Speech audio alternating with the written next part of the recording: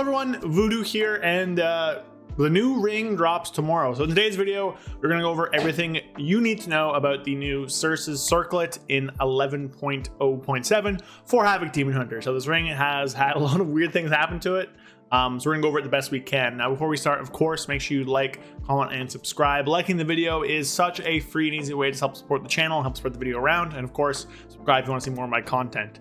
So with that, let's get on to it. All right, so first things first, you're probably wondering, what is the ring? Well, I'm here on the PTR to show you a bit about that. So this is the ring, Circe's Circlet. It starts at 619, and this comes from the new zone, which I am currently in, the Siren Isles. Now, you get the ring from a quest, and every single week there's a new quest, and each time you finish one of those quests, you get one of these things, the raw singing citron.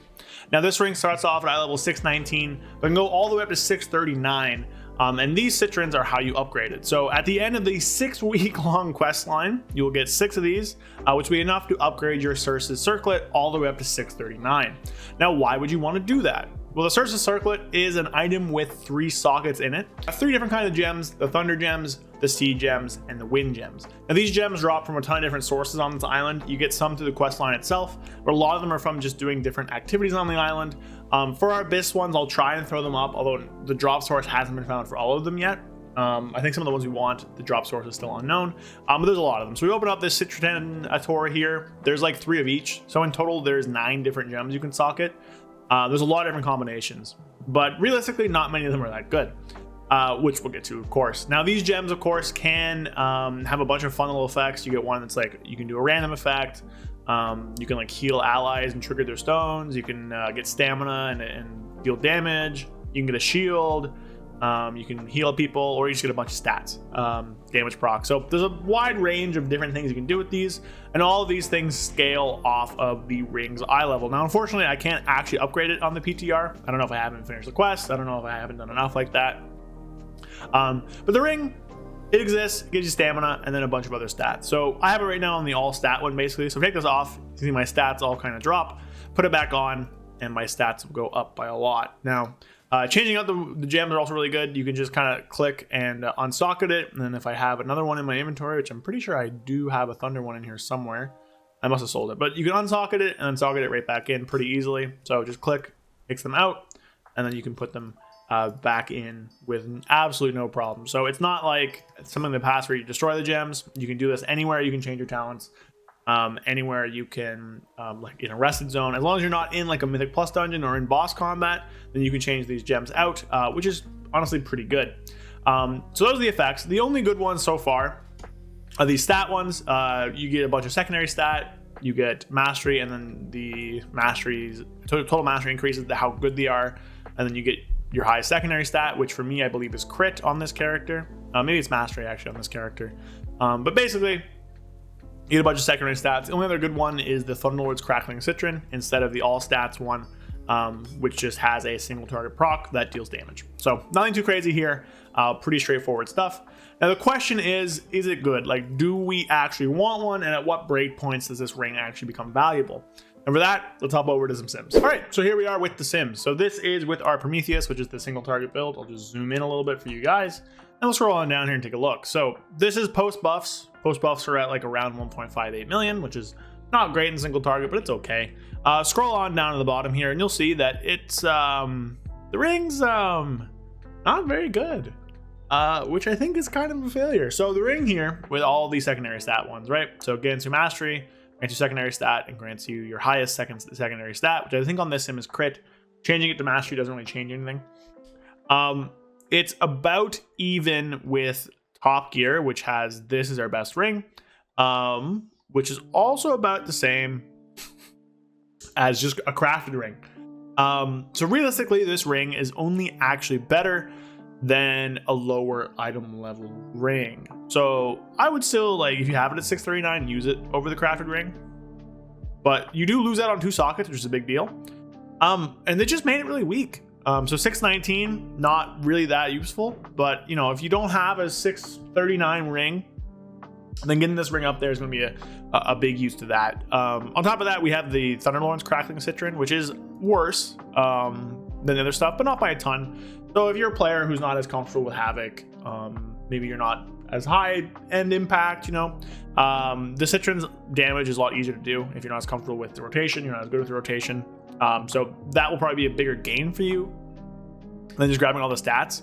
But it's kind of disappointing. So this ring itself has been left in a few different states. So originally it was pretty bad. It was like this. It was, you know, about the same as a ring. We didn't really use it. Then they buffed the Thunderlord and stuff, which ended up making it, you know, pretty good at the higher end. And then they also buffed all the stats you get from all the Citrons, which is really good. And then the ring for a bit was like better than any other ring. It was like a 0.5% to 0.7% higher than any other 639 ring. And then recently, I have no idea why Blizzard went and did this. They went in and nerfed the only good Citron, which is this one. The all other singing Citron effects are increased based on your total mastery. So it says all other. It does increase itself for some reason. But what happened was they made it scale at a reduced coefficient. So for every mastery you had, you'd get less now. So beforehand, let's say every, I don't know, one mastery, it bumped it up by 0.5%. Now it's like every one mastery bumps it up by like 0.3, which isn't very good. They reduced it by a pretty large amount. And it leaves the ring in a really weird space where we won't really use it if you have your best in slot ring, which is this one or the other dungeon one. They're both very good.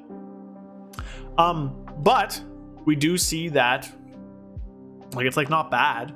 I would still get this because, you know, you should just be getting it anyways. It's pretty easy to get. You just do your quest every week and it goes up there.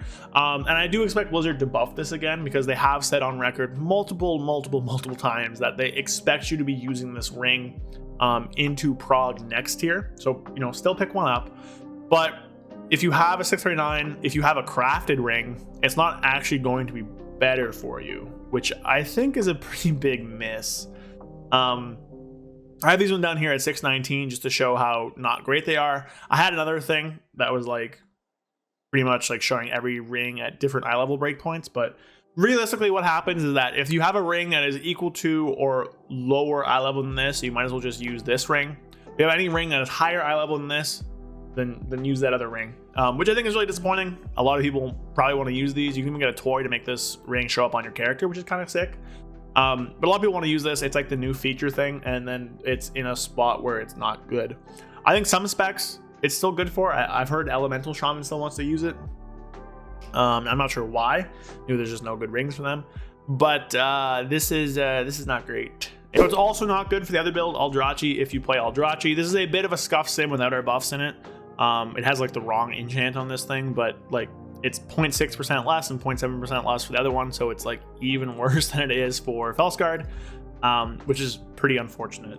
So I don't know, it's in a weird spot. You're basically losing stats by using this, which is kind of dumb because you can't put sockets on it. The fact that you don't have any gem sockets means it already has less total stats that you can get from like a normal ring. Now they did buff them a little bit, so they are about on par now, but the procs aren't strong enough. All the AoE procs are replacing the only two good effects on the ring, which is this mastery one and then this high secondary stat run. So there's no like damaging AoE procs you can really use. The single target procs doesn't do enough damage to make it worthwhile, and the all stat one is like fine, but because they nerfed the mastery scaling on this one, it's just not very good anymore. So pick the ring up, upgrade it, use it if you have a ring of lower or equal eye level. Otherwise, just wait till they buff it and then use it. I expect that they're going to buff it. When they do, I'll probably make another video. But for now, that's just, you know, letting you guys know what you should be doing with that. So there you go. Definitely disappointed on this kind of thing. You know, I like when they do this kind of thing, I want it to be usable, but when they leave it in a situation where it's not usable, it leaves kind of a weird feeling or a weird taste in your mouth. At least me personally. I know some people are like very happy they don't have to use this board powered ring, but I think something like this is kind of fun, kind of exciting, and spices up gearing for like a little patch, which is totally fine because it's only for like a month and a half, 2 months. So there you go. Hope you guys enjoyed. Let me know down below what your thoughts on this ring are. It is kind of stupid we don't have to use it, in my opinion. I think Blizzard totally bungled the tuning, but you know, is what it is. So there you go. I will see you guys later. I'll be live tomorrow with the patch launch, doing some Siren Isles stuff. I do really want to grind out the BFA meta achievement, which I'll probably do on a stream. And I also want to get the Siren Isle achievement because it, you know, mounts are fun. There you go. Hope you guys enjoyed. See you guys next time. A big thank you to all of my channel members. Thank you to Zooligan, rpalms46, Fear Redefined, Justin Penny, Callum Price, Gabrielle Correa, Magic Man 133, Falafador and Dark Terror, Sky Elk, and Brad Wisniak. Thank you all so much for supporting the channel. If you want to support the channel a little bit, consider becoming a channel member down below. And just thanks for watching the videos, everybody. Even if you don't become a channel member, you're still supporting me. So thanks, everybody. See you guys next time. Peace.